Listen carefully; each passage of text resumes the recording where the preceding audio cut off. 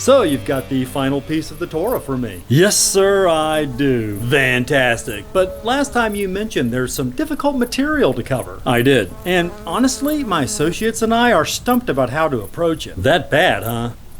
Maybe you could ease into it, cover some of those loose ends you mentioned before tackling the main issue at hand. Oh, I like that idea. Great. Where shall we start? How about poop disposal?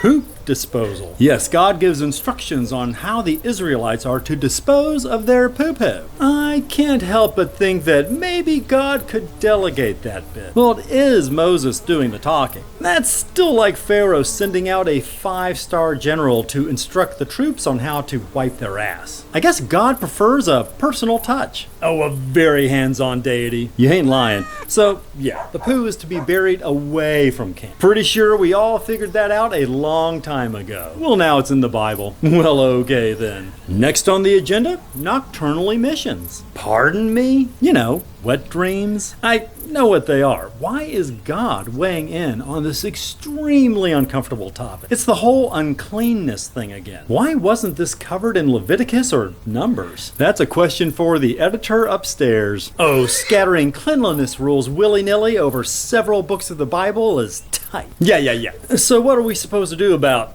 you know? You just have to wait a week before you're clean enough to enter any sacred spaces. It'll be interesting to see if anyone ever volunteers that most embarrassing of admissions. And there are a few more interesting scenarios we should discuss. Okie dokie. Like, suppose there's been a homicide.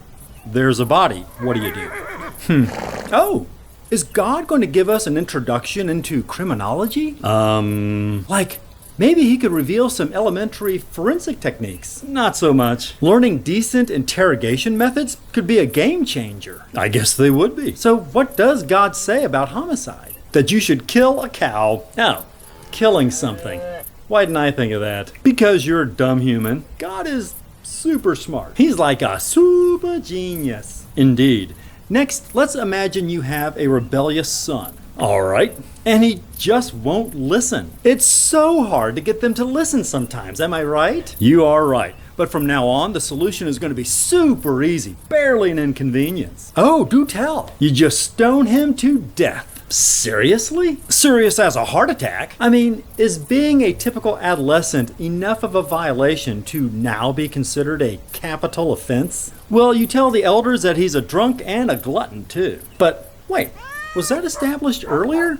And even if so, is that enough to justify the execution of your own child by torture? Who cares? And if someone tells you that he's had a prophecy in a dream and that prophecy comes true, and he tells you to follow someone besides Yahweh, he gets stoned to death too. What? Okay, so if the prophecy comes true, it couldn't be the work of some competing god. Correct. If the prophecy comes true, obviously it must have been given by Yahweh, because there are no real gods besides Yahweh. Precisely. But why would someone given an accurate prophecy by Yahweh tell the people to follow some other god besides Yahweh? Because Yahweh is using this guy to test the people to see if they'll follow another god. You said anyone doing that is to be killed. Yeah? So you're telling me that God is throwing away the life of some poor innocent schmuck to conduct a test, the outcome of which he surely must know already because of his omniscience. That does appear to be what's going on here. Wow. And so moving on. Oh, yeah. God kills Moses, has him placed in an unmarked grave, and that's the end of Deuteronomy. Wait a minute. Yes. God kills Moses? What the heck? That's it? What about the other stuff? What about the 28th chapter?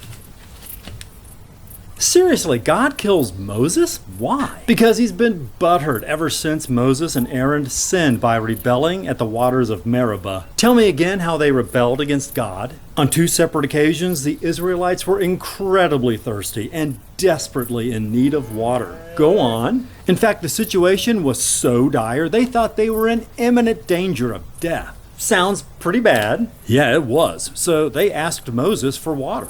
Okay. And they dared to wonder whether God was still with them or not. That's a pretty reasonable thing to be wondering if you're dying of thirst and your omnipotent deity is supposed to have your back. Well, God didn't like it one little bit, and he decided that Moses and Aaron would never get to step foot into the promised land.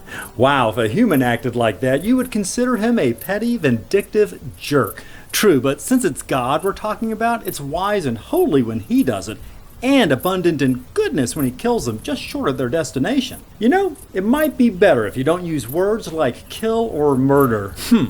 I'll come up with something where the murdering sounds more passive. Great.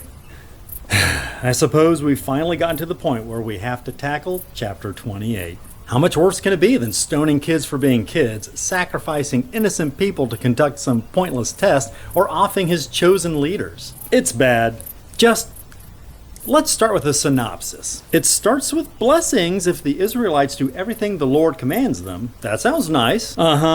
But there are only 14 verses of the nice stuff. Because there are consequences if they don't do everything God commands them to do. Boy, howdy, are there ever. How many verses of curses? Oh, you're a poet and didn't know it. That was so fun. What a great day. So how many mean verses? 44. That's a lot more. Yeah, it is. So with what sort of curses is God threatening his precious children? Well, if they don't follow all his decrees to the letter, they'll be cursed in the country and the city. Okay. And their basket and their kneading trough will be cursed. Golly. As will the fruit of their womb, the crops of their land, the calves of their herds, and the lambs of their flocks. Very comprehensive. And they'll be cursed when they go in, and cursed when they go out. Oh goodness. And God will hit them with plagues, wasting diseases, fever, inflammation, confusion, scorching heat, drought, blight, and mildew. Speed it up a bit, brother. The sky over their head will be bronze, the ground underneath them will be iron. The Lord will turn the rain of their country into dust and powder, who will come down from the skies until they are destroyed. And they'll be defeated by their enemies, and they will become a thing of horror to all the kingdoms on earth, and their carcasses will be food for all the birds and all the wild animals. And the Lord will afflict them with the boils of Egypt, and with tumors, festering sores, and the itch from which they cannot be cured. And the Lord will afflict them with madness, blindness, and confusion of mind, and at midday they will grope about like a blind person in the dark, and they will be unsuccessful in everything they do. And day after day they will be oppressed and robbed with no one to rescue them. Stop. I think I get the picture. Oh, no, I don't think you do. Really? Oh, we've barely started. Seriously? This goes on for quite some time. Like a really long time. Okay, I believe you.